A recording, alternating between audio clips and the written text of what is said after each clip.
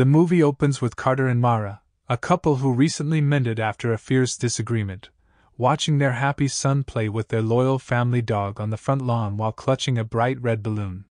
Carter, sipping a drink, appears unconcerned as his son trips over a metal piece. Despite Mara's concern and reminder to tidy up the field, Carter appears at ease. The introductory sequence ends with the release of the red balloon. The next scene takes place at the little boy's burial. The scene then turns to a charming girl named Isabel, also known as Bird, roaming through the same graveyard.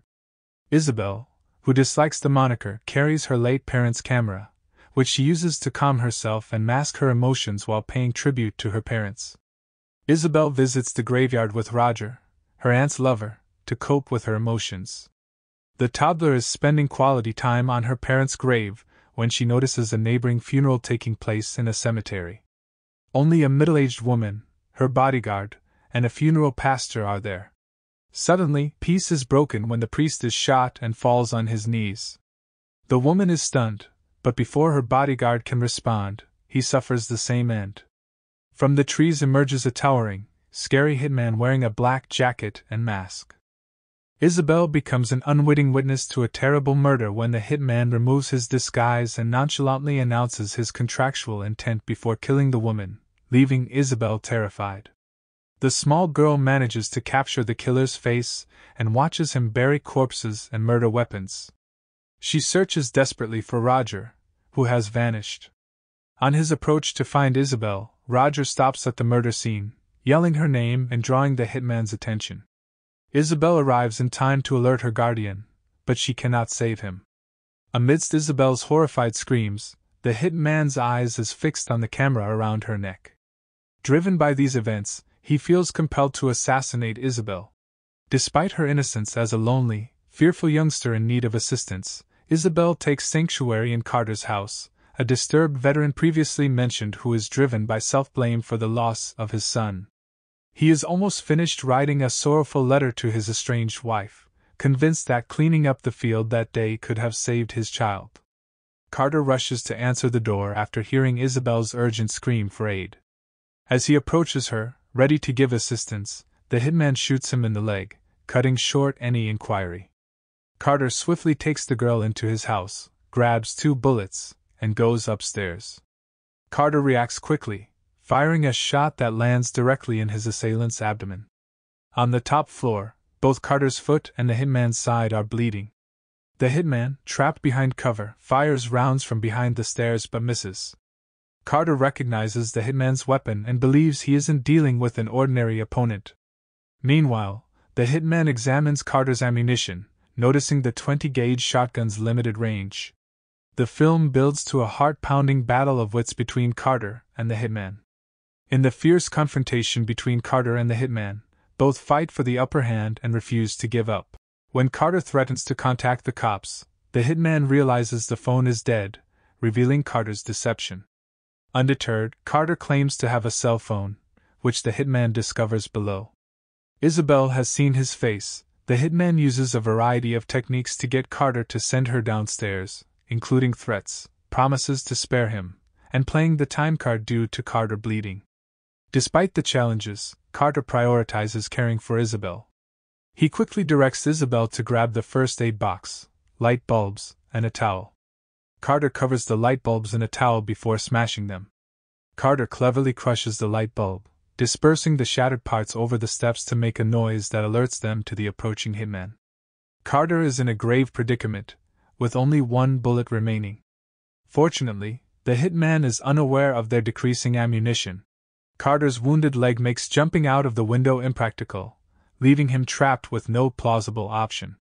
Meanwhile, Isabel opens up about her tragic background, losing her parents in a terrible accident, echoing Carter's agonizing recollections of losing his kid. Isabel recalls taking a picture of the hitman's face with her parents' camera. Carter swiftly requests the film, wraps it tightly in a plastic bag, and directs Isabel to hide it in the water tank below the toilet. Simultaneously, the hitman strives to piece together clues and solve the riddle. While going through Carter's packed boxes, the hitman comes upon a family photo frame and tries to taunt Carter with inappropriate remarks about the woman in the picture. Carter, a former military member, is unfazed and rejects the hitman's claims.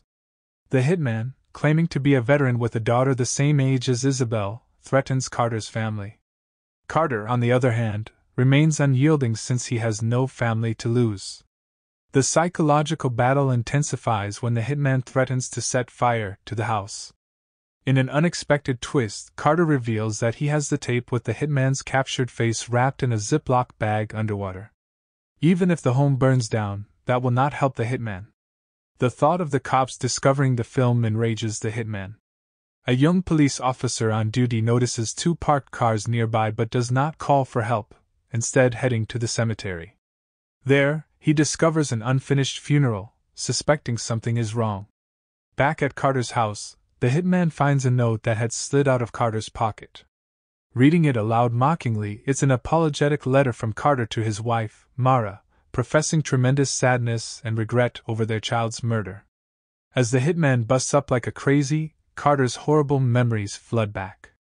He recalls the scene where he was supposed to tackle the boulder while under the influence. Carter is devastated by recollections of his child's death, sparked by the letter, and feels mentally defeated in the presence of his unwelcome guest. As the hitman continues to read, he realizes the letter is more akin to a suicide note, and Isabel's desperate pleadings saved Carter from death. Carter, now filled with a sense of purpose and unable to care for his child, develops paternal sentiments toward Isabel and promises to protect her. In the midst of an embrace, the assassin surprises them with two quick shots, keeping them alert, while a young officer patrolling nearby hears the gunshots. He hurries to the source, spotting the house. He returns to the scene quickly, without calling for help. Suddenly, the lights in the home begin to flicker. The flickering lights suggest that the generator is running low on gasoline, which raises concerns because darkness would make it nearly hard to apprehend the hitman. Carter proposes Isabel escape through the window without him, a strategy he previously dismissed as awful. She first hesitates, but eventually agrees. Carter helps her sneak out, and as Isabel approaches the roof, a police officer comes.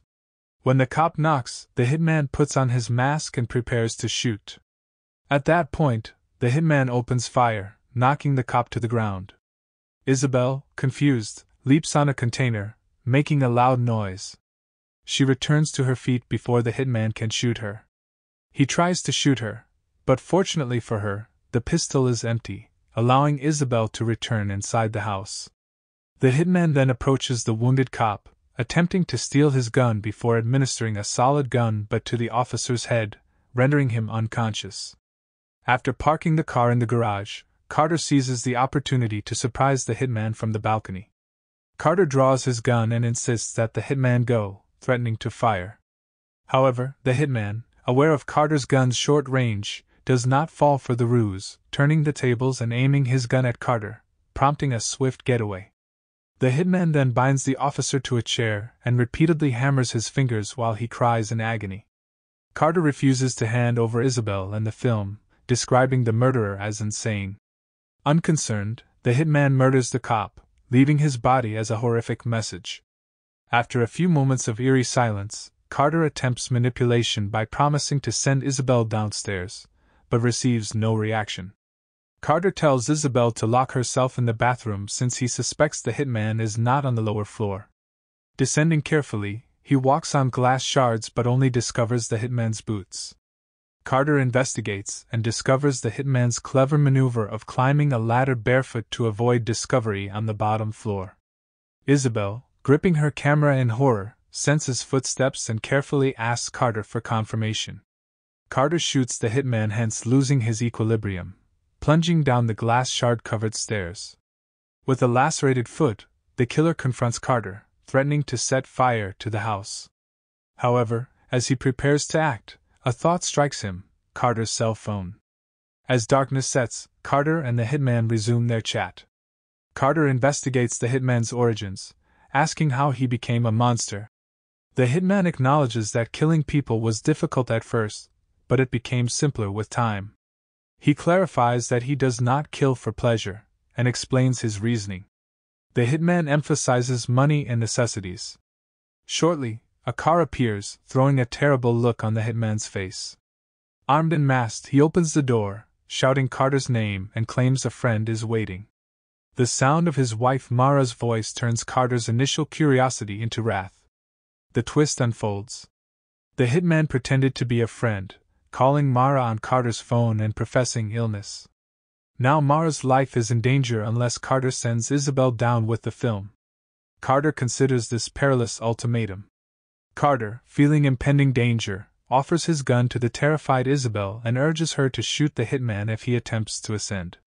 Carter, armed with a knife, chooses to confront the hitman directly, proclaiming his desire to see his son.